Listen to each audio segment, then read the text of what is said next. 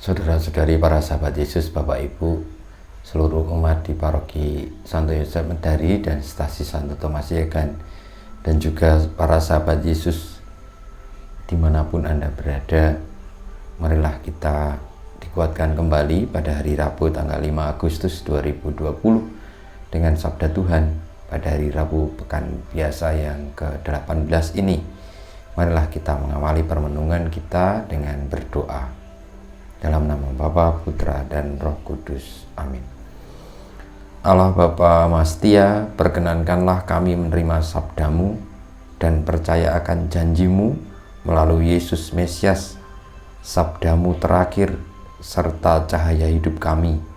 Sebab dialah Tuhan pengantara kami yang bersama dengan Dikau dalam persatuan Roh Kudus hidup dan berkuasa Allah sepanjang segala masa. Amin. Bacaan Injil dari Injil Yesus Kristus menurut Santo Matius bab 15 ayat 21 sampai dengan 28. Pada suatu hari Yesus menyingkir ke daerah Tirus dan Sidon. Maka datanglah seorang wanita Kanaan dari daerah itu dan berseru, "Kasihanilah aku ya Tuhan, anak Daud. Anakku perempuan kerasukan setan dan sangat menderita." Tetapi Yesus sama sekali tidak menjawab. Lalu para murid Yesus datang dan minta kepadanya, "Suruhlah wanita itu pergi, sebab ia mengikuti kita sambil berteriak-teriak." Jawab Yesus, "Aku diutus hanya kepada domba-domba umat Israel yang hilang."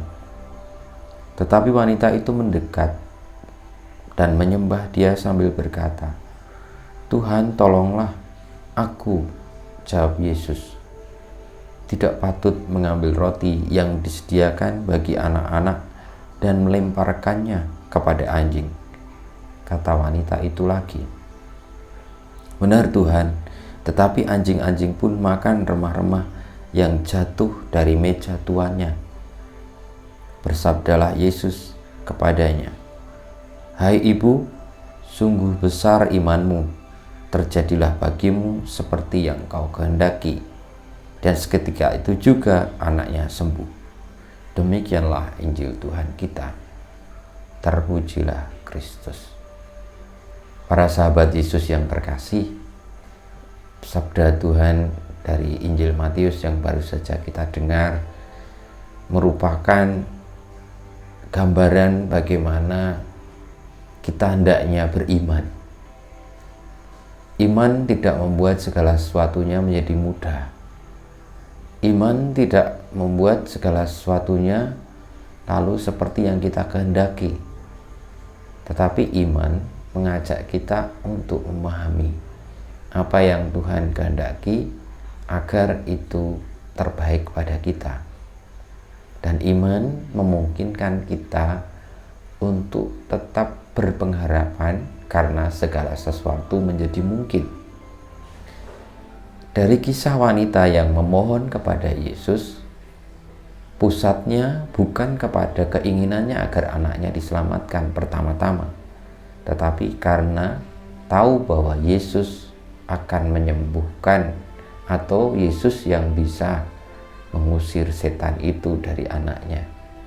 Jadi pusatnya adalah bagaimana Yesus yang datang itu bisa menyelamatkan umatnya.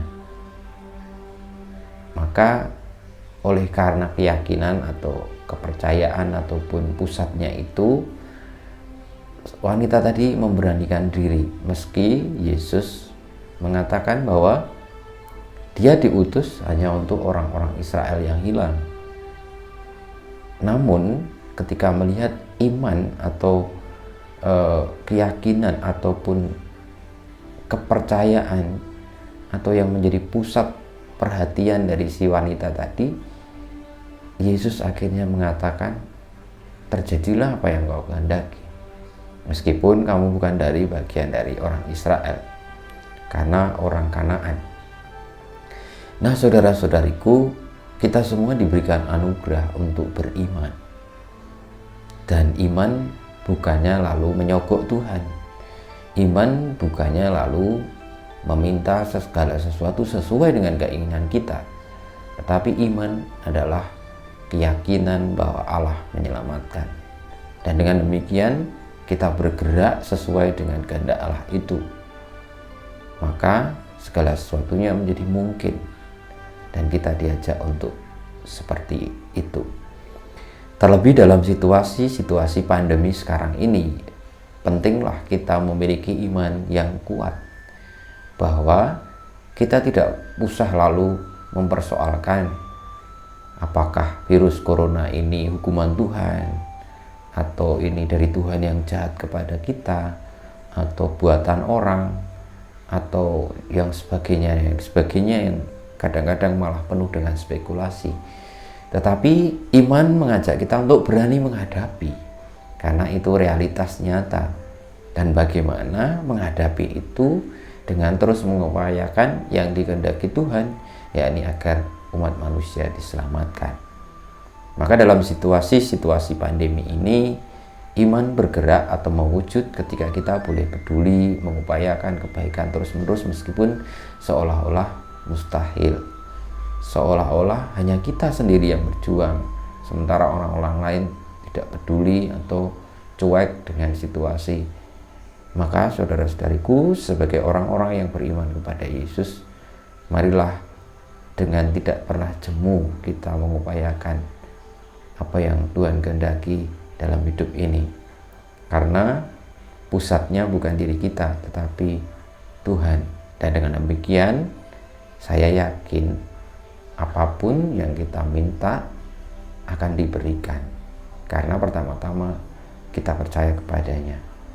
Tetapi kalau pusatnya itu diri sendiri, dan lalu yang menjadi sumber atau pusat dari keinginan itu adalah keinginan kita, kalau tidak terpenuhi, maka menyalahkan Tuhan, menyalahkan sesama, menyalahkan diri sendiri, lalu mengatakan, kenapa doaku tidak dikabulkan, apakah doaku salah, dan sebagainya. Tidak ada yang salah dalam hal berdoa, tetapi soal sikap batin kita, sikap iman kita yang mungkin kurang tepat di dalam menanggapi anugerah Tuhan yang senantiasa diberikan. Semoga kita semua dikuatkan dalam iman, pengharapan, dan kasih, dan senantiasa selalu berjalan dalam jalur keselamatan, kebenaran yang telah Tuhan berikan. Kemuliaan kepada Bapa dan Putra dan Roh Kudus, seperti pada permulaan, sekarang, selalu, dan sepanjang segala abad. Amin. Ya Yesus, jadikanlah hati kami seperti hati-Mu. Tuhan bersamamu dan bersama Roh-Mu. Kita semua hidup kita, karya-karya kita, hidup beriman kita, terlebih dalam situasi-situasi saat ini, senantiasa dibimbing, dilindungi, diberkati oleh Allah yang Maha Kuasa, Bapa, Putra, dan Roh Kudus. Amin.